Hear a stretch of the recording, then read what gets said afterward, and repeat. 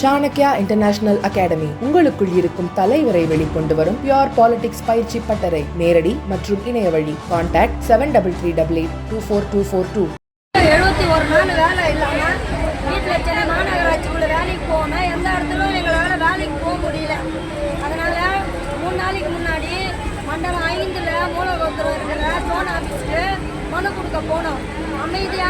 அமைதியாக போய் நாங்கள் மனு கொடுத்தோம். அற வழியில் போய் நாங்கள் மனு கொடுத்தோம். எந்த போராட்டமோ எந்த அராஜகமோ நாங்கள் பண்ணலை. ஏன்னா நாங்கள் அமைதியான இதெல்லாம் கையெழுத்து அவங்களும் ஜோனல் ஆஃபீஸரும் கையெழுத்து போட்டு சீல் அடிச்சுட்டு கொடுத்தாங்க.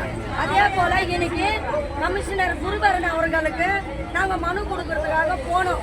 மனு கொடுக்கறதுக்கு கூட எங்களுக்கு உரிமை இல்லையா? இல்லை எங்களை பார்க்கறதுக்கு அவருக்கு தைரியம் இல்லையா? எங்களுக்கு ஒன்றுமே புரியல. 71 நாள் வேலை இல்லாமல் பட்டினும் பயிற்சியும் இருந்து எங்கள் தன்மானத்தை விட்டு கொடுக்காம எங்கள் வேலையை தான் நாங்கள் கேட்குறோம். நீங்கள் 761 ரூபாய் கொடுக்குறேன்னு சொல்கிறீங்க. உங்கள் 760 ரூபாய்க்கு நாங்கள் இன்னும் வேலை கேட்கல. எங்கள் சென்னை மாநகராட்சியில் தான் நாங்கள் வேலை கேட்குறோம். புரியுதுங்களா? எங்கள் வேலையை எங்களை கேட்க விடாமல் எங்கள் உரிமையை பறிக்கிறீங்க. காவல்துறை வந்து அடித்து நொறுக்கி பஸ்ஸில் ஏற்றுறாங்க. ஏன் ஒரு ரவுடி மாதிரி பண்ணுறாங்க, போட்டு குத்துறாங்க எங்களை. நாங்களே ஏறுறோம், அடக்குமுறையில் நாங்களே ஏறுறோம் அப்படின்னு சொல்கிறோம். சமூக நீதின்றது இதுதானா? பெண்களை அடித்து பஸ்ஸில் ஏற்றுறது சமூக நீதியா? திராவிட மாடல்ன்றாங்க, அது இதுதானா?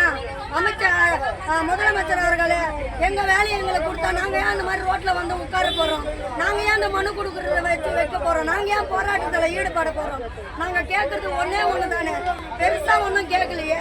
எங்கள் வேலையை, சென்னை மாநகராட்சி வேலையை, எங்கள் வேலையை எங்களுக்கு கொடுங்கன்னு தான் கேட்குறோம். நீங்கள் எவ்வளோதான் கொடுத்தாலும் சரி, 761 ரூபாய் கொடுக்குறது தனியார் மையத்தில் கொடுக்குறது எங்களுக்கு சென்னை மாநகராட்சி மூலிமா கொடுங்க. ஏன் நீங்கள் அதை மட்டும் மறுக்கிறீங்க? தனியார் மையம் 16 வருஷம் நாங்கள் ஒழிச்சோம். கொரோனாவில் ஒழிச்சோம், மழைக்காலத்தில் ஒழிச்சோம், பேரிடர் காலத்தில் ஒழிச்சோம். இதுக்கு தான் உங்களுக்கு பாடுபட்டோமா? உங்களை வர வச்சது இதுக்கு தானே? நாங்கள் தனியார் மையத்துக்கு போகிறதுக்கு தானே? இல்லையே. நீங்கள் வாக்குறுதி கொடுத்தீங்களே, அந்த வாக்குறுதியை தானே ஏன் நாங்கள் கேட்குறோம். ஏன் அதை உங்களுக்கு புரியவே மாட்டேங்குது? இன்னுமா எத்தனை 71 நாள் ஆகுது. இன்னுமா உங்க மனசு இறங்கலையா? நாங்கள் என்ன பண்ணணும் சொல்லுங்கள், அதையும் பண்ணிடுறோம். எங்கள் வீட்டில் அடுப்பு எரியாமல் பசங்களுக்கு சோறு போட முடியாமல் நாங்கள் எவ்வளோ கஷ்டப்படுறோம். அந்த கஷ்டம் எங்களுக்கு தான் தெரியும். ஏன் நாங்கள் பட்டினி பட்சமாக இருக்கிறது எங்களுக்கு தெரியும், எங்கள் குடும்பத்துக்கு தெரியும். ஏன் அரசாங்கத்துக்கு இதுக்கு தெரிய மாட்டேங்குது? நீங்கள் எல்லாம் சொகுசாக இருக்கிறீங்க ஐயா. நாங்கள்லாம் ரோட்டில் வந்து உங்களுக்கு ஓட்டை போட்டு வர வச்சு எங்களை அடித்து நொறுக்கி போலீஸ் வண்டியில் ஏறி பஸ்ஸில் ஏற்றி எங்கெங்கேயோ 18 கிலோ தூரத்தில் போடுறீங்க. தீவிரவாதியா? கொள்ள அடித்தோமா? ஏதாவது போதை பொருள் விற்றோமா?